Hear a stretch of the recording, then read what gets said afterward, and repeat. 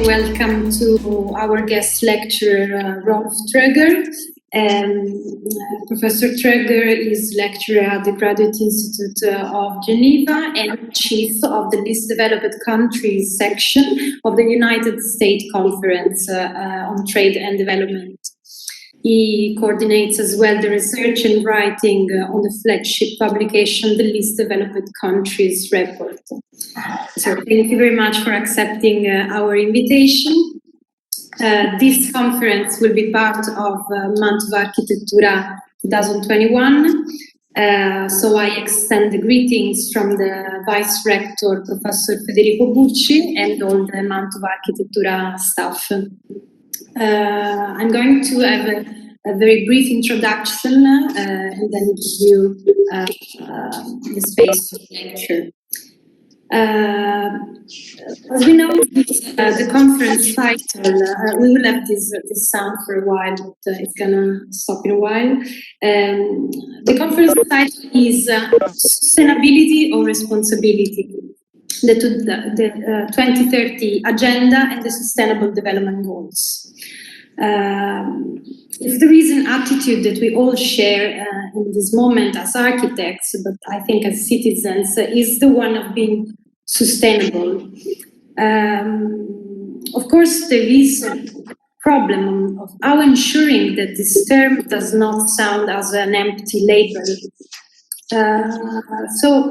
I think to talk about responsibility, maybe just to add this word when we talk about sustainability, can let us understand a little more that there is a choice beneath this. Everything we do is the result of a choice. We forget often that that is exactly like this. Our action are the result of our own choices.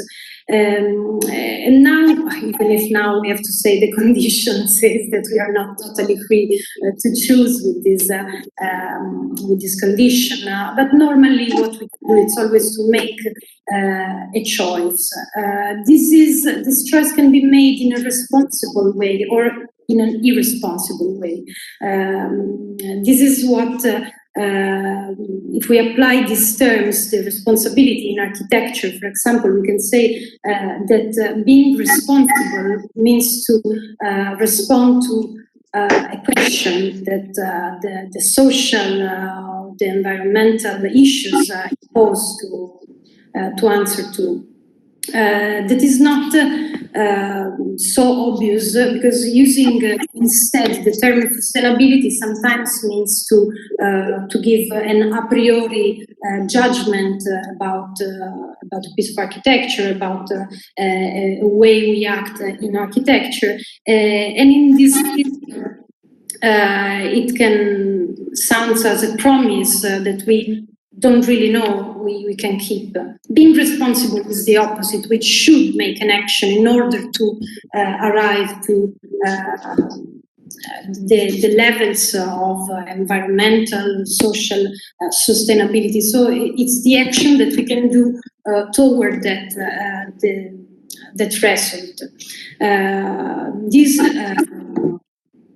This way of being responsible, in my opinion, tackles the part of quality and not quantity. So all the issues that we have with understanding what we create as architects. In this term is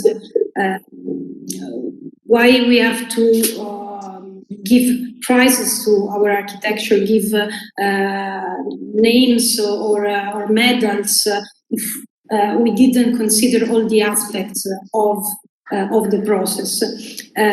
So that's why the responsible attitude, in my opinion, is better than the sustainable attitude. I would like students to open up more in terms of the perspective of the world where we work, and for this reason, I think it is encounter with the representative of United Nations, it's fundamental for us. We should really open the perspective to the complexity of the problems that we will face. And I hope that everyone knows the 2030 Agenda and the Sustainable Development Goals, but we don't want to consider obvious what are their main aims and what we can do as architects, but even as citizens in this field. I hope Professor Traeger will help us to get more into the United Nations perspective. And at the end, I think we can reconsider our role as architect in this wider sense. So I thank you again for accepting the invitation.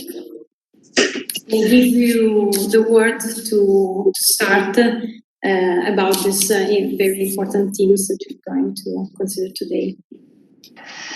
Okay, thank you very much, Professor Granato. I'd like to start by thanking you very much for this invitation. For me, it's an honor to be here discussing with you, students of architecture in Mantova, and also to bring a different perspective. You may know I'm not an architect, but I think that it's exactly coming from different perspectives, different points of view that the discussion can become interesting also by showing other ways in which the theme of sustainability can be looked at. But as we'll see in the end, all of these different ways, they should converge and they should point in the same direction.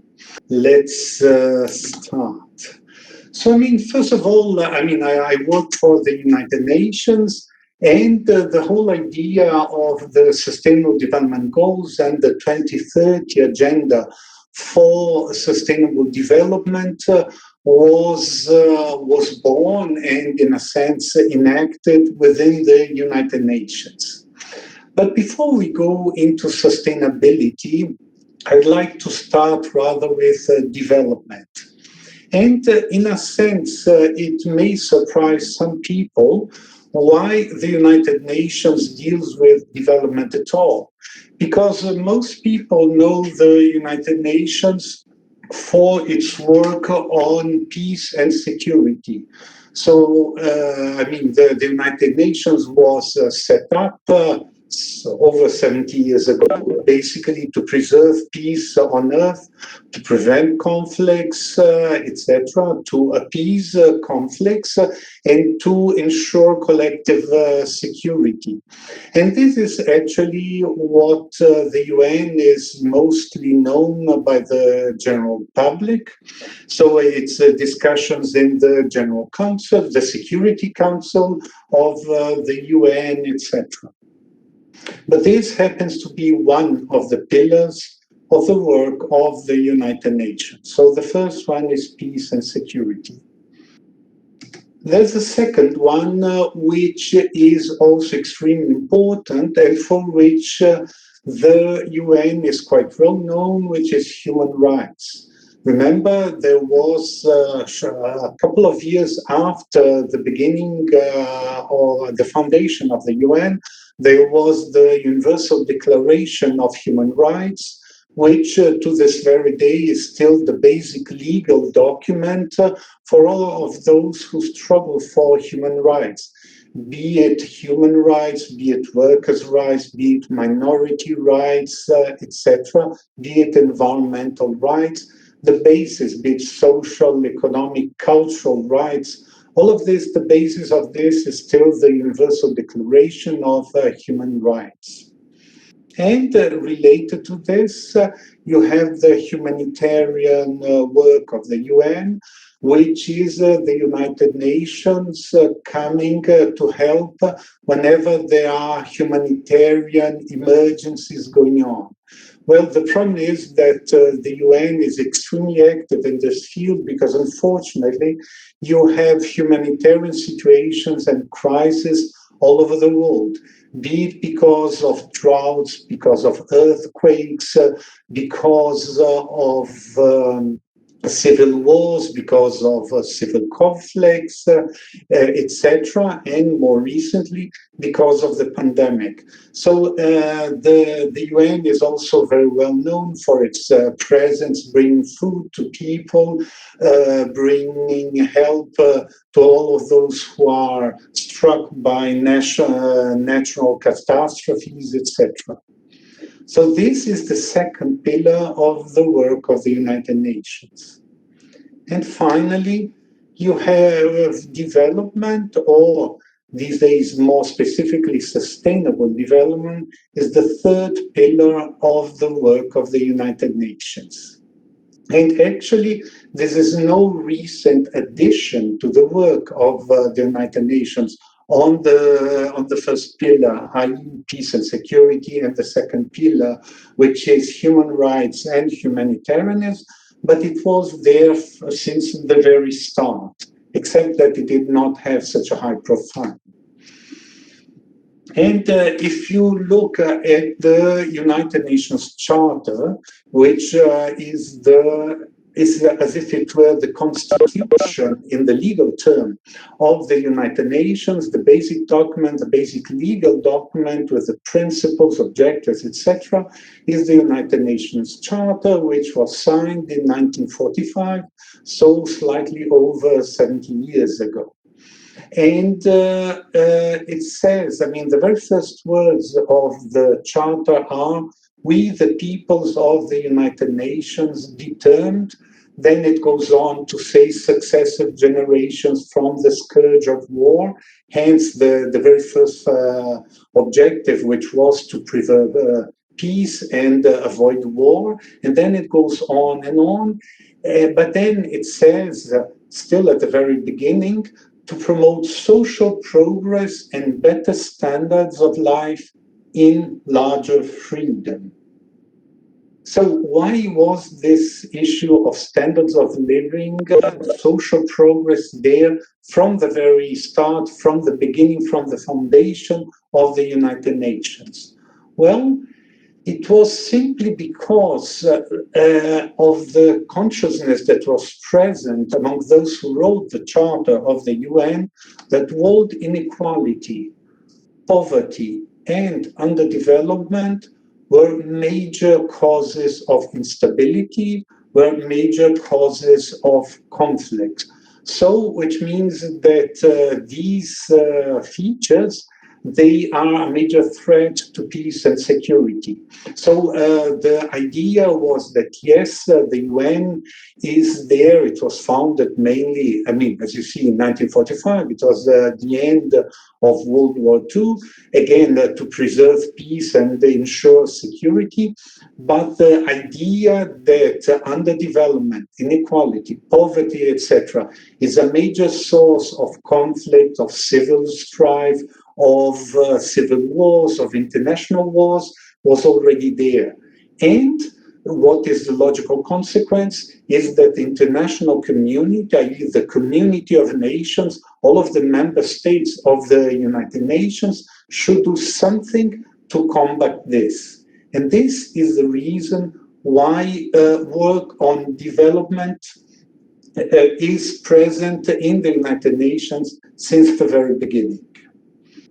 And so to give you an idea of what this development and rather underdevelopment can represent, I'll just, for you to have an idea, compare the richest country and the poorest country.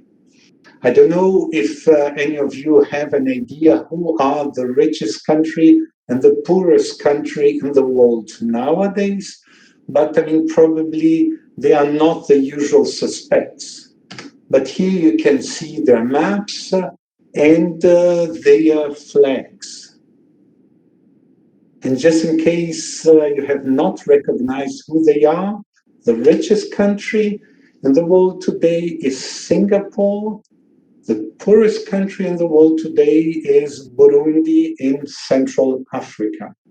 And let's just look at literally a couple of indicators to see what are the consequences of differential levels of development, and more concretely, what are some of the consequences of underdevelopment, i.e. the lack of development. So here you have a chart comparing the gross national income per capita. What does it mean? It means on average how much every citizen in each country, what is the citizen's income every year. Okay, and so this is in dollars. So the average citizen of Singapore has every year an average income of $92,000.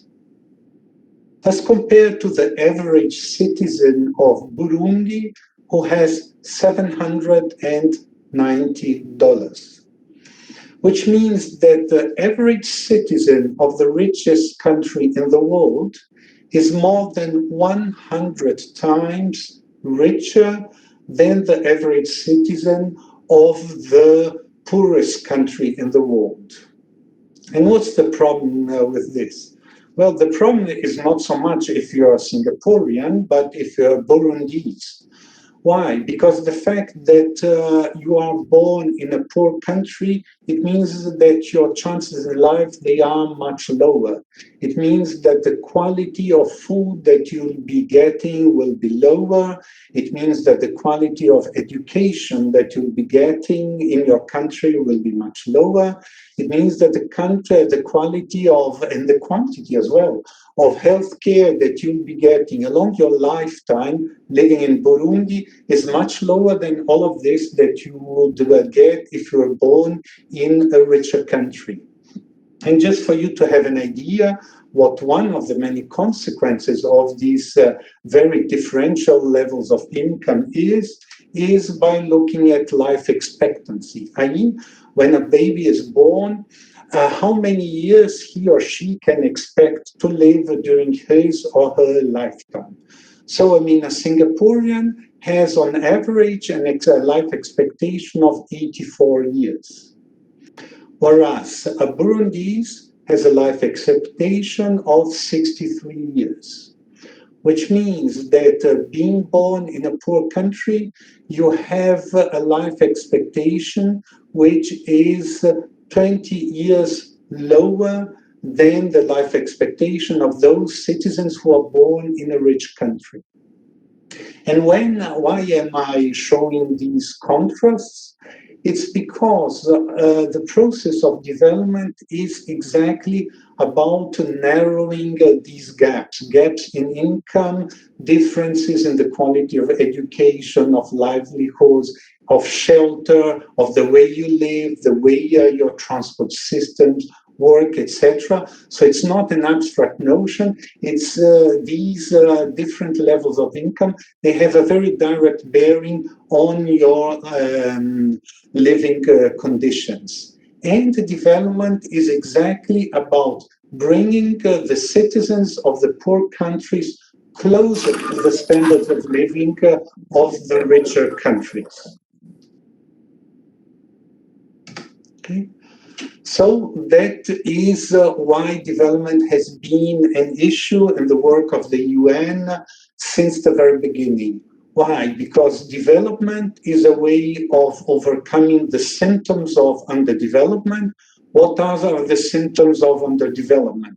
It's poverty, sickness, low health, low level of education, difficult living conditions, not adequate living, not adequate housing, not adequate social services, health services, and everything that goes with it. So again, underdevelopment and poverty have very concrete consequences for those who suffer from it.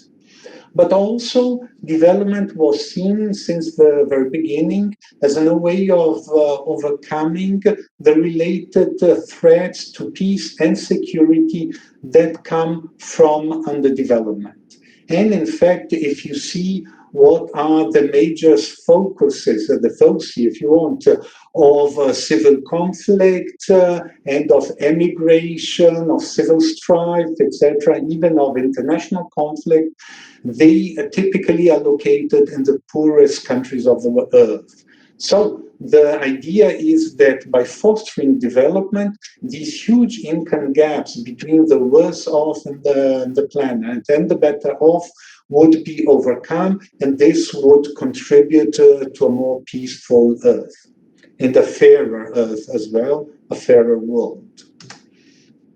So that's why in the work of the UN, there have been different trials to accelerate the process of economic development, to exactly to help reduce these gaps in income, gaps in living conditions between the poorest and the richest citizens of Earth.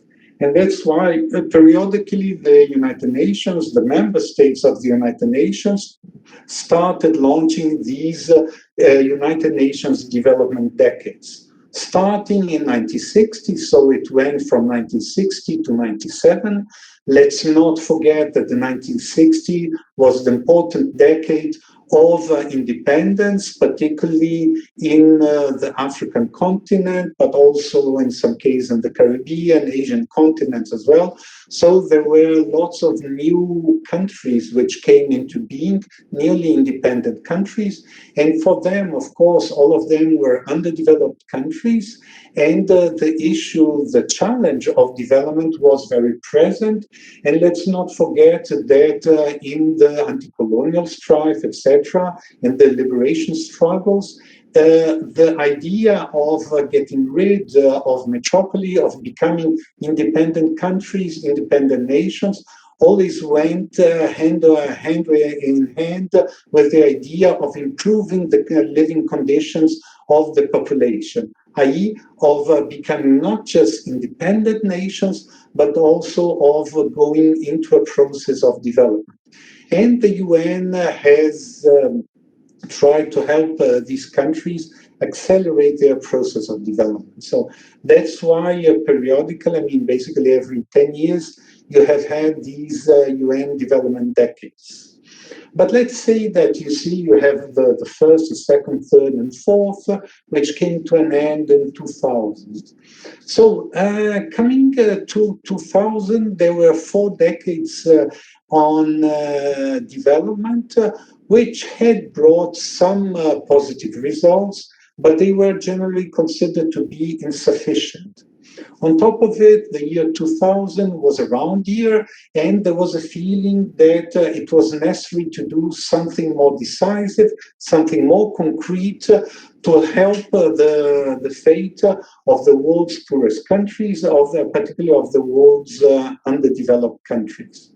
And that's why, because of this growing consciousness after several decades of independent life, this consciousness arose on the part of both poor countries and rich countries that something more concrete had to be done to accelerate the process of development. In there, related to this, there was the issue of sustainability, which entered international discussions and international policy discourses.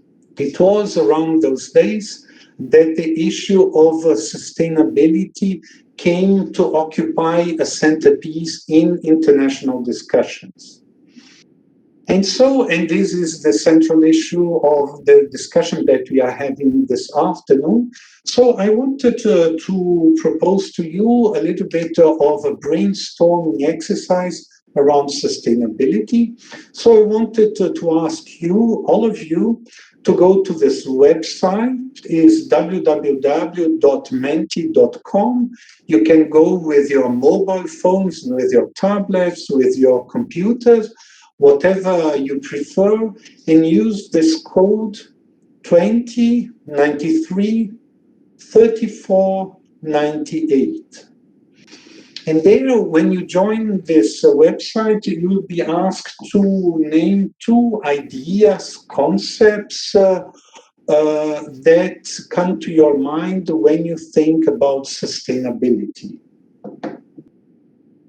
Okay, so let's see what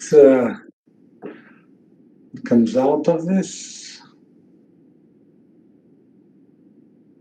Okay, so here we have a word cloud with what you saw, some of the concepts, ideas that you associate with sustainability.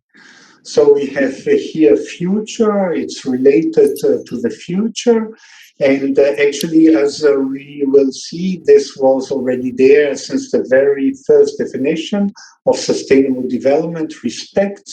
And here I take it to mean respect in a very broad sense, respect for other generations, respect for nature, respect for other communities, respect for other countries, other societies, etc.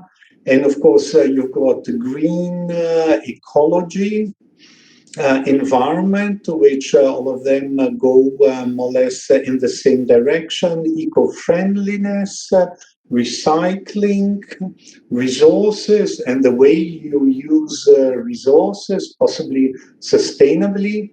And here again, responsibility, which was the key concept which Professor Granato mentioned at the very beginning, meaning that it is someone's responsibility, and we'll see whose responsibility it is.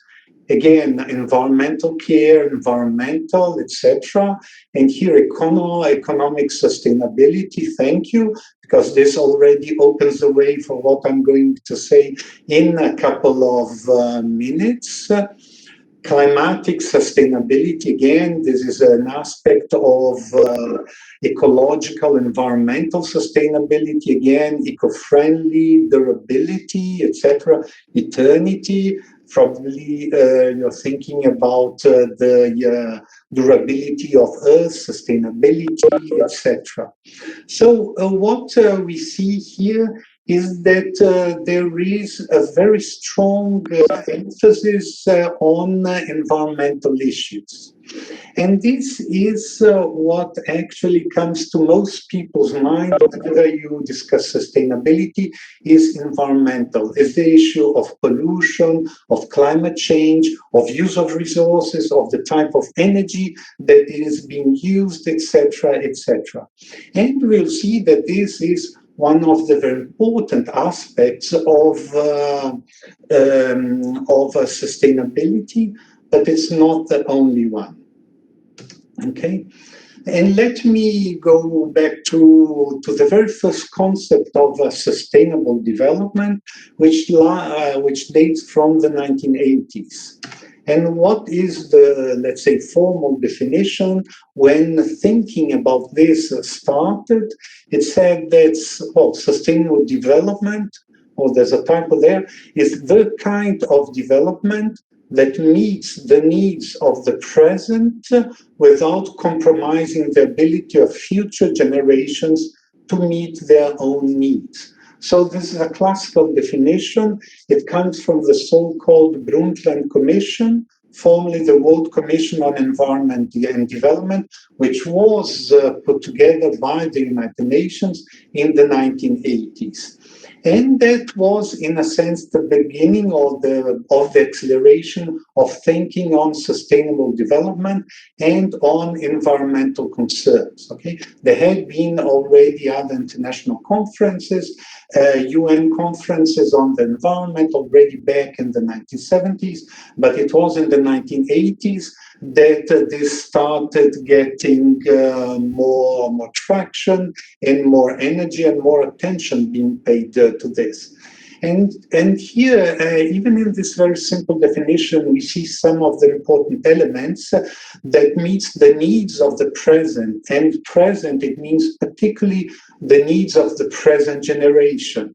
And this means particularly in terms of material well-being, which entails, of course, the consumption of a certain quantity of resources. Of course, everyone needs to eat. For you to eat, you need to have agriculture, and of course, the arable surface of the earth is limited, which means that yes, you take a lot out of earth, but you need to give back to earth. Same thing if you think about water resources. The quantity of water resources is limited, particularly in terms of sweet water, etc. The same thing about clean air, the importance of preserving clean air. Why? It's not because of your own sake, but also for the sake of the following, the next generations, that they will also be able to enjoy clean water, clean air, usable earth, etc., and a healthy standard of living. So again, it's a very simple, apparently a very simple definition, but which has very serious consequences. This was the very first definition within the United Nations. And it was in 1992 that the definition of sustainable development that we have until nowadays was crystallized. It was a meeting, an international conference, which was held in Rio in Brazil in 1992. It was called the UNCED, United Nations Conference on Environment and Development. It was called the Earth Summit. It was until then the biggest gathering of world leaders, of world heads of state. And ever since, it has become consensual and received wisdom that sustainable development is not just an environmental issue, but that it reposes, that it rests on three pillars. It is certainly the environmental pillar, but also the economic pillar, but also the social pillar. What does it mean? It means that there is an aspiration for development in the classical economic development sense, meaning that the peoples aspire to better standards of living, to better jobs, to better working conditions, to higher wages, but all of this not for the sake of economic growth, but particularly to have better living conditions, better health, better education, a healthier life, etc., but better living conditions, better lodgings, water services, better urban systems, better urban transport systems and everything that goes with it, less pollution, more livable cities, etc. So this is everything under the social pillar. But at the same time, and this is one of the cruxes of environmental thinking, is that economic growth from now on should not be at the same along the same standards that it's been basically over the last 200 years, which is a type of economic growth which has an incredible use of resources, whether it's wood, whether it's earth, whether it's metal, whether it's agricultural products, whether it's energy, whether it's air, whether it's etc.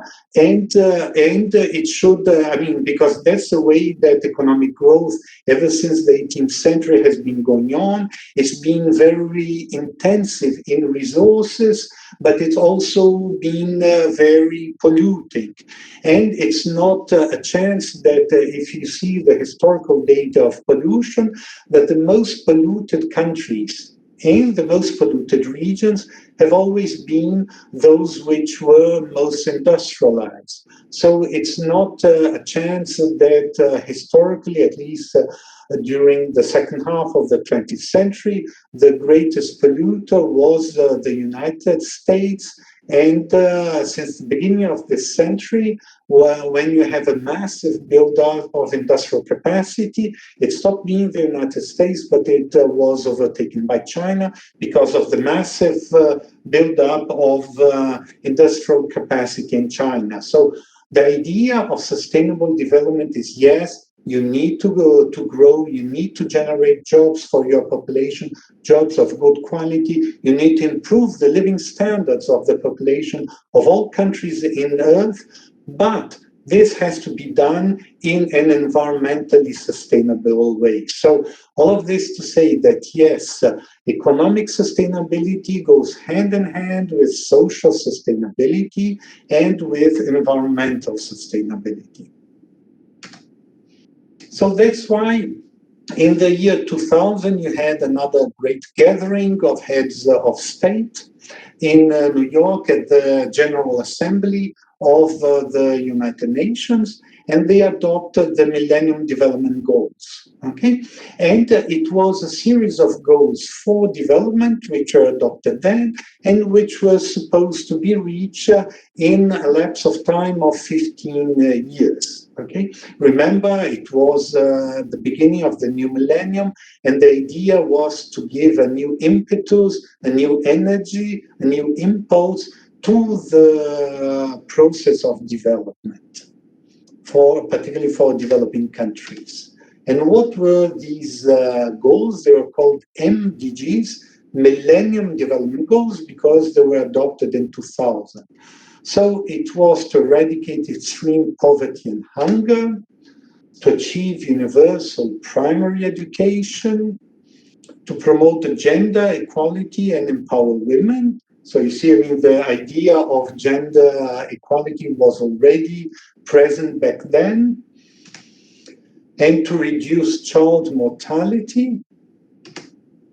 And they go on to improve maternal health, to combat HIV, AIDS, malaria, and other diseases, which annually, and particularly in those days, kill thousands and thousands of people every year. And finally, you have two other goals, which are ensure environmental sustainability and global partnership for development. A global partnership for development, what does it mean basically? Well, it means that basically rich countries and poor countries should build partnerships in order to overcome the state of underdevelopment. And concretely, how do these partnerships happen? Is by them trading with each other, by them having flows of investment with each other, flows of knowledge, of technology, etc. All of this was supposed to help strengthen the pace of development. And then the Mdgs, they became very pregnant, very present in all of the discourses, all of the discussions of the international communities, discussions between countries, between rich and poor countries, between rich and rich countries, between poor and poor countries. So it became very present in the international negotiations. Okay, and what were the general features of the Mdgs? Well, there were 8 goals, which I have just shown to you, but each goal was further divided and further specified into one or more targets. So the target is a specification of a goal. It's a goal becoming more precise. But apart from the goals and targets, which should be reached in a period of 15 years, there were statistical indicators which were selected, which were a means of countries themselves gauging whether there was progress was being done towards these goals and towards these targets. And so the UN started collecting these indicators for every single country to exactly to monitor whether this progress was being done for different countries, whether it was going on in the right pace, etc. So it was a means of monitoring of the execution of these Millennium Development Goals. But it was also, this became the central point of the development agenda, meaning the development discussions, the international discussions, not just on development per se, but also on trade, on environment, on finance, on migration. So it went on all over the place in a sense, meaning that the issue of the need that countries had to reach these goals, it was permeating all sorts of international and inter-country discussions. And one of the merits of it was that it put development and poverty on the top of the international agenda and at the center of these discussions. And there was a very important principle which actually came from the environmental discussion, which was the principle of shared but unequal responsibilities. And what does it mean? It means that all countries, whether they are rich, poor, or middle-income countries, doesn't matter, they have a shared responsibility in reaching these goals. But at the same time, there is a recognition that even though the responsibilities are shared, they are not equal. And why is this so? It's simply because the presently rich countries, they have become rich by polluting the planet. They have industrialized ever since the 18th century, starting in England, then in Europe, continental Europe, then in North America, etc., in a way which was not sustainable. Not really sustainable from the social point of view, but certainly not sustainable from the environmental point of view. So the idea of these unequal responsibilities was that, yes, even the poor countries, they have the responsibility to pursue development, to pursue these goals and targets, but they have less means simply because they are poorer than the rich countries. And that's why you need these international partnerships, meaning that the rich countries, they are supposed to help the poorer countries reach these goals. So again, this is a principle which, as I said, came from environmental discussions and joined the economic and social spheres as well. And it's with us present to this very day, at least as a principle. Okay. And what were some of the major achievements of the Mdgs? It was calling the attention on the need and the possibility to accelerate the processes of economic development. And by giving a time frame, there was a deadline for reaching these goals and targets, which was 2015. This gave a sense of urgency to policymakers and to governments. So the consequence of this was to prop international action, international cooperation between governments, between international organizations and governments, both national and local governments.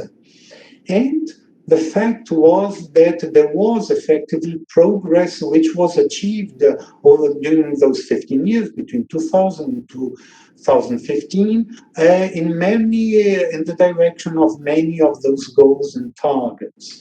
So, for instance, if you look here, this is a chart of the rate of poverty. This is the rate of extreme poverty, which is, technically it's called, it means that you're supposed to live with $1.90 a day. Just for you to have an idea, it would mean in Europe living with 40 euros a month. And with these 40 euros, you'd have to buy your shelter, your food, your clothes, your medical services, your consumption and everything. So this is what is considered as extreme poverty. But you see that, the baseline for this goal, it was not 2000, but it was 1990. And you see that back in 1990, you had almost 2 billion people living in extreme poverty. Whereas in 2015, so the deadline for the achievement of the Mggs, you had 700 million people. It's still an awful lot of people living in extreme poverty, but it's almost 1/3 of what was the case back in 1990. In terms of the percentage of the world population living in poverty, it went down from 37% to 9.6%, which means there was a very significant reduction in poverty at the beginning of the century. But the progress was not just, did not refer just to poverty, but also to undernourishment, meaning people who suffer from hunger.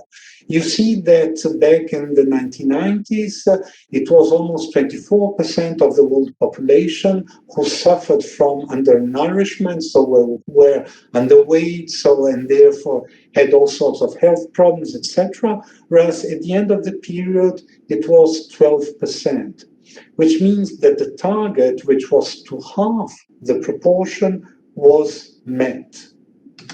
And there are also some other educational targets which were also met, which is, you see, the global out-of-school children, among the children who are in primary age, so those who should be supposedly in school. Back in 2000s, there were 100 million children under these situations, and 2015 it was 57 million. Again, it's 57 million too many, but it's almost half than what you had the situation in 2000, and you should think that in the meantime, the world population had grown. And particularly in sub-Saharan Africa, you see that the enrollment rate, i.e., if you take all of the children in the age in which they are supposed to be going to school, to primary school, when they are actually enrolled in a primary school, you see that back in 1990, it was just half of them in sub-Saharan Africa who were enrolled in a school. Whereas in 2015, at the end of the period of Mdgs, it was 80%. And here again, I mean, it means there are still 20% missing, but it's much better the situation than back in 1990. So what happened? There was a consciousness among different countries, among the UN, etc., that yes, a purposeful international action, decisive action to combat the scourges of underdevelopment, poverty, ill health, etc., brings results. So, and we have seen this with the Mggs. So what do we do after 2015? Well, the decision was taken that we have to embark on a new agenda for development, which would start in 2015. But there were also some shortcomings, okay? First was that there was a very strong emphasis on social goals. If you remember, the goals that I showed you, they were mainly in the social field. They were on poverty, on health, and education. Whereas the environment was one goal towards the end, and the economy, that was the seventh goal, the economy was the eighth goal. And what's the problem? Well, the problem is that for you to have social development, you need to have economic development. You need to have jobs being generated, jobs of increasing quality, with increasing wages, etc., increasing productivity. But also you need to have, there was little attention paid to what came later to be called the means of implementation, i.e. that the poor countries, they need to have better conditions of trading with other countries, they need to have market access, they need to have international capital financing their development at good conditions, they need superior technology, so they need technology transfer to become more productive and to modernize their economy. So that's why at the 70th United Nations General Assembly, which was held back in 2015, you had the great leaders, you had basically the heads of state of most countries in the world gathered again in New York for the UN General Assembly, just like they had done in 2000, in order to launch this new generation of development targets. And this was when they adopted during the General Assembly the 2030 Agenda for Sustainable Development. And what was contained in this Agenda for Sustainable Development, it was the Sustainable Development Goals. And these are the icons that you see there. They are the icons which represent the individual goals. Each one of these little squares there, again, they represent through their icons, but also through their colors, different goals. So let's see what are these famous Sustainable Development Goals, which were adopted back in 2015.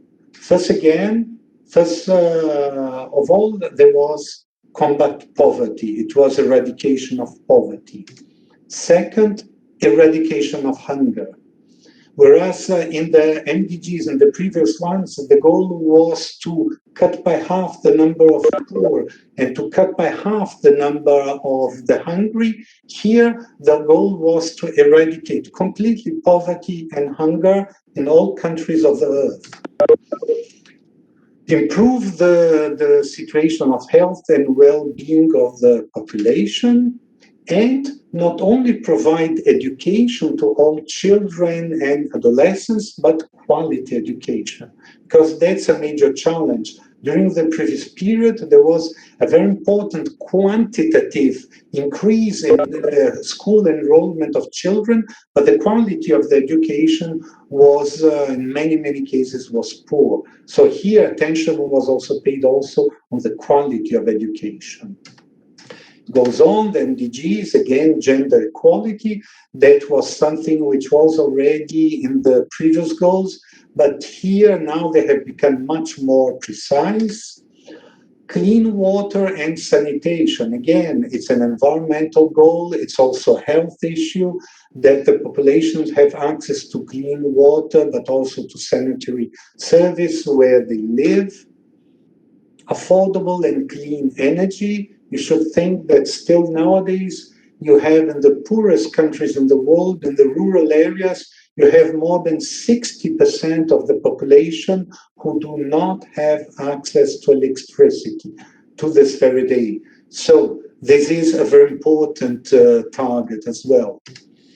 And then you have an explicitly economic target, which is decent work and economic growth. Why? Again, you need economic growth to overcome the situation of poverty, but also you need jobs for all of the population, because having decent jobs, being paid a decent salary, is the only durable way, sustainable way of combating poverty. And it goes on. Industry, innovation, and infrastructure.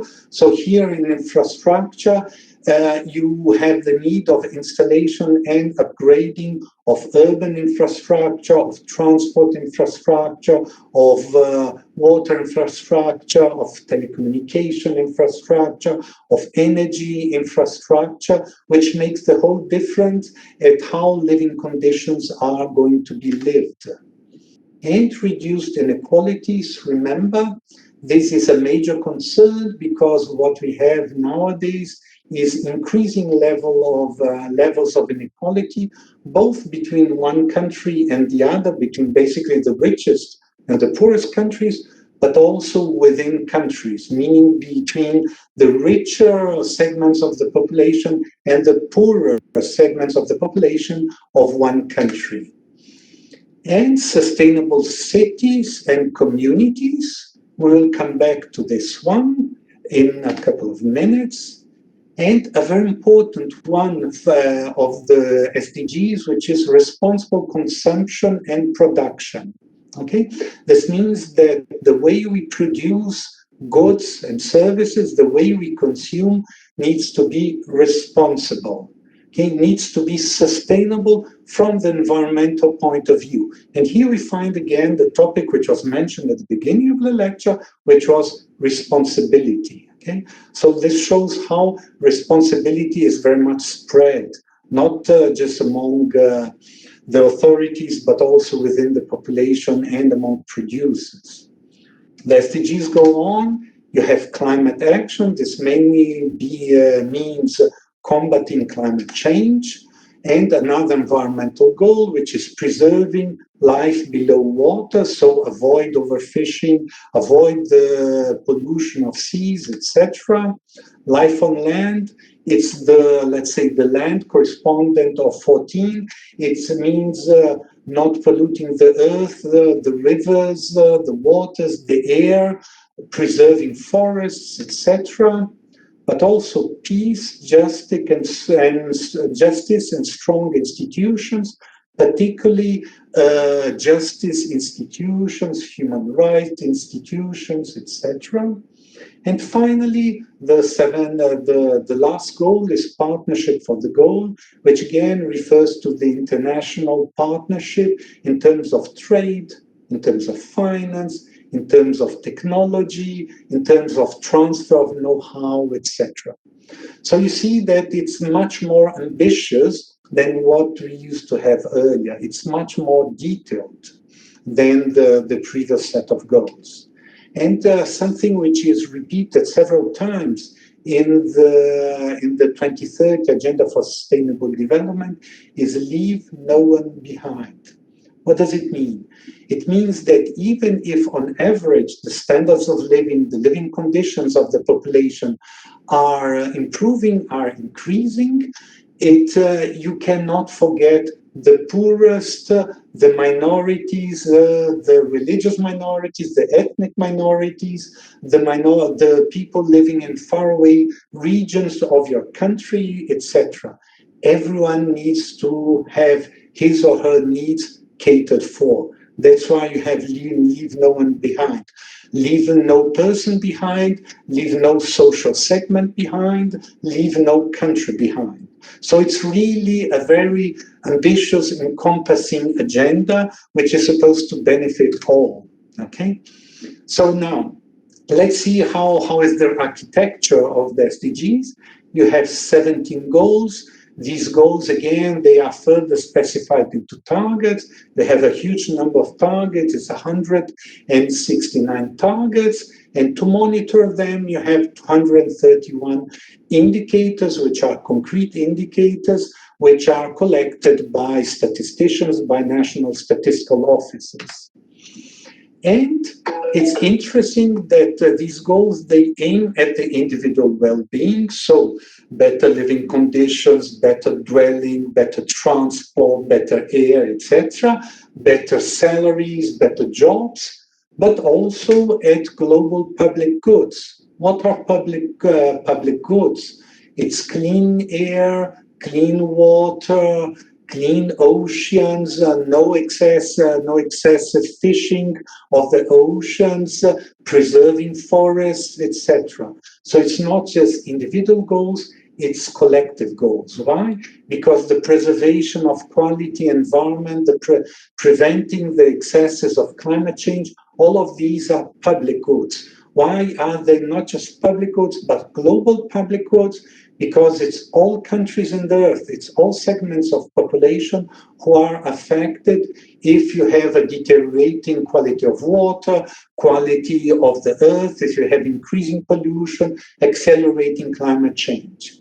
So all of these, they are targeted by one or the other of the goals and targets, okay? So they are very ambitious. I mean, just take the responsible production and consumption. If this one goal is to take seriously, it means completely redrawing the way industries work, their material consumption, their emission of waste, their emission of gases, their emission of solid waste, of liquid waste, but also the way we consume food, the way we consume clothes, etc. We, quite frankly, do this in a very environmentally unconscious way. And I think that this is still, unfortunately, pretty much the case all over the world.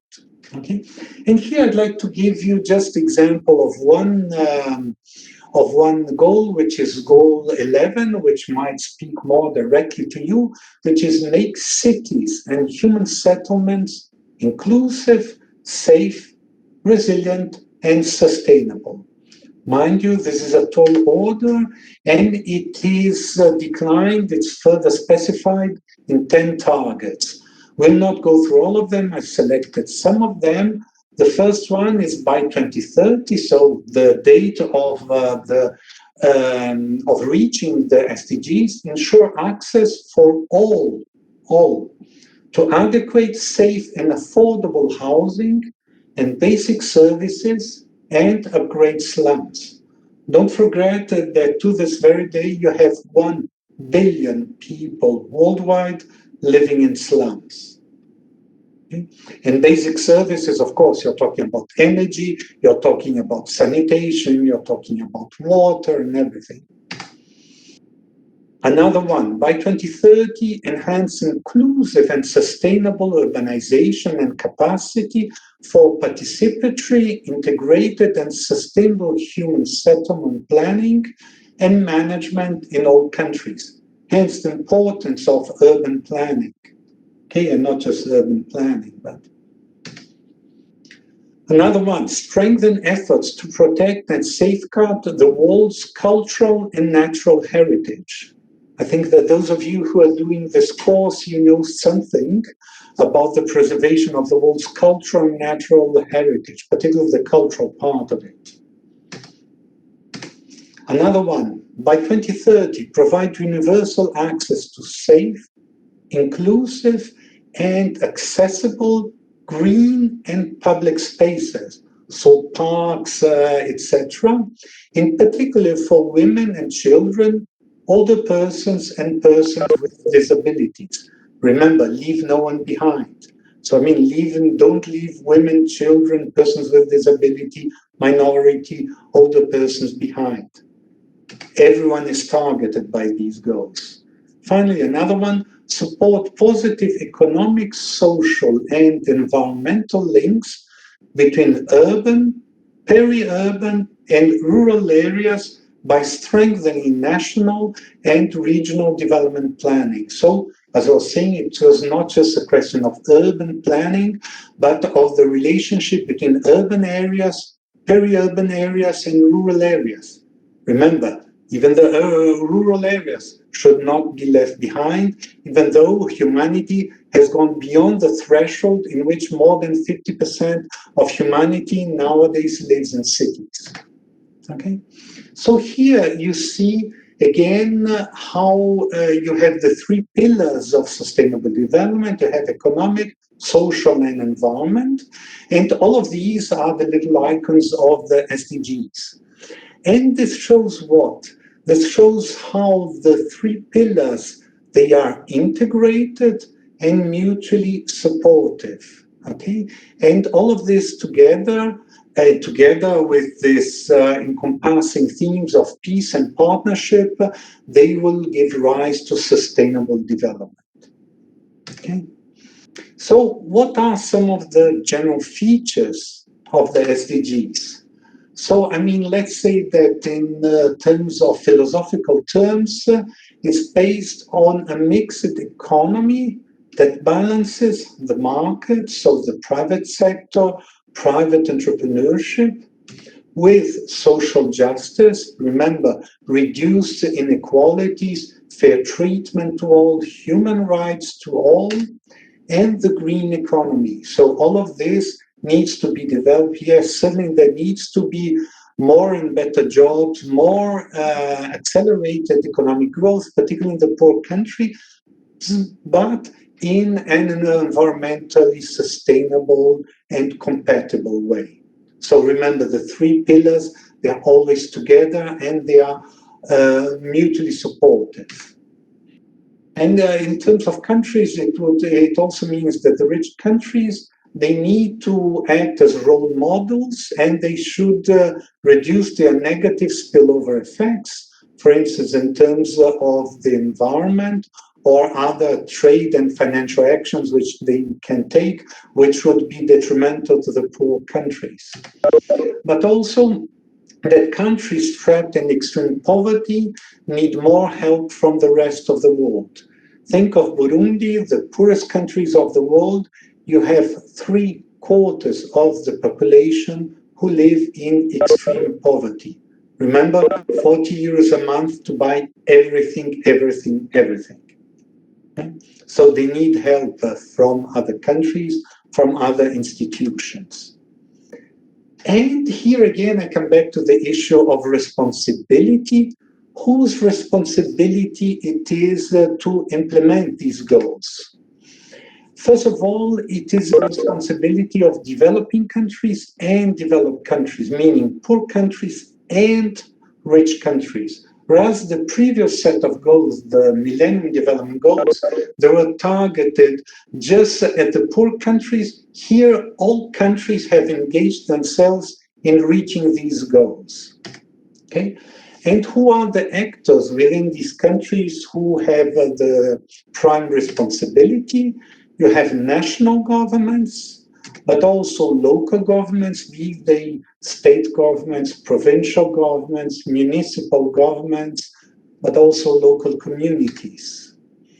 Civil society, NGOs, non-governmental organizations, they are also engaged in pursuing the SDGs, but even the private sector, in the sense that, yes, the private sector has to pursue its profits, its economic activities, but in a sustainable way, in a way which is sustainable environmentally, but also socially, giving decent living conditions to its employees. Again, you have the different pillars which are closely knit together. Okay? But also, particularly the poor countries, they need assistance from whom? From bilateral cooperation, particularly the rich countries, but also the more advanced developing countries, countries like Turkey, China, India, they provide assistance to the poorest countries. But also multilateral cooperation. This means cooperation from the United Nations, from institutions like the World Bank. Which means that the responsibility for achieving the SDGs is collective. It's imbued in the political actors, but it goes all the way down to individuals. Remember, we are also individually responsible, particularly in the ways in which we consume, the ways in which we produce goods and services. Okay? So, the UN was given also an important role of coordinating all of this. And once again, you have development and poverty back to the center of the international agenda. So, but the problem is that there was a very strong agreement on the goals, but not necessarily on how to reach them. Okay, and that's where the disagreements started breeding. And here you have an index which is not compiled by the UN, but by some researchers, which is the extent to which countries are close to reaching the goals. And basically the maximum the maximum value of this index is 100, the lowest is 0, okay? And here you have all of the countries, and the darker you are, the closer you are as a country to reaching the SDGs in your own country. And you can see that the countries which are closest to reaching the goals are the Nordic countries. So it's Finland, Sweden, Norway, Denmark, but also some European countries like Germany, France, Holland, Czechia. Okay, these are the ones which are closest to the goals. Doesn't mean they have reached already the goals, but they are not too far away. But as the shades of blue get lighter, these are the countries which are most far away from reaching the goals. They have a score of lower than 50. And these are basically countries in Central Africa, like Sudan, South Sudan, Democratic Republic of the Congo, Chad, but also Nigeria. Okay, and then you have all the other countries who are somewhere in between. Okay, they are not in the worst situation, but they are far from being close to reaching the goals. Okay. And what were some of the achievements before the outbreak of COVID-19? Well, most countries were achieving progress in terms of health, in terms of education, etc., with one major exception, which was the environmental goals. So that's where most of the countries were lagging behind. While they were making progress in economic and social terms, the environmental pillar of sustainable development was being left behind. Now 2020 comes, you have this huge pandemic. And the pandemic was not just a health crisis, but it also became an economic and social crisis, which have, to a certain extent, derailed the progress towards the Sustainable Development Goals. Let's have a look at a couple of indicators to give you an idea of how serious the impact of the COVID crisis has been. First of all, it's the worst recession since the 1930s. The 1930s was when you had the Great Depression all over the world, which was the worst economic crisis for several decades. And now we are in the worst economic recession since the 1930s, so since almost 100 years. And what's the consequence? You have had a massive increase in unemployment all over the world, in rich countries and poor countries alike. And you have had, in terms of people who lost their jobs, or people who lost part of their working hours, this is the equivalent of 255 million full-time jobs were lost in just 1 year. Just in 2020, last year.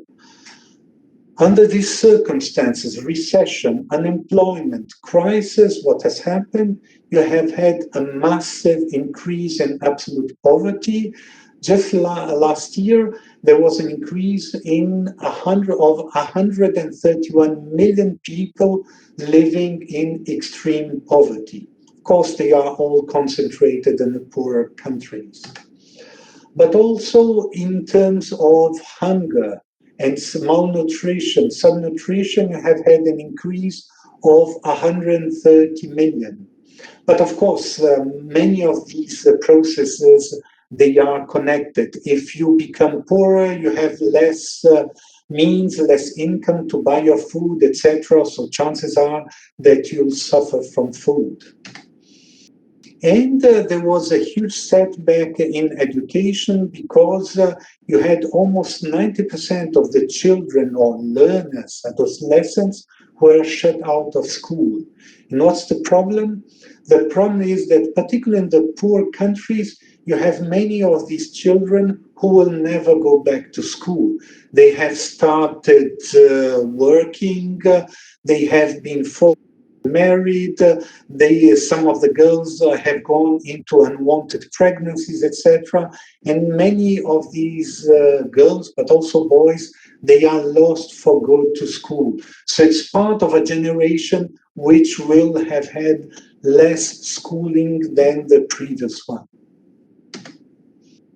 But at the same time, some people did very well during the pandemic, and the very rich people, they became even richer. And if you have the if you look at the billionaires, they become almost $2 trillion richer during this year. What does it mean? It means that the level of inequality, which was very high, remember, inequality is SDG number 10, has become much bigger due to the pandemic and the economic crisis associated with it.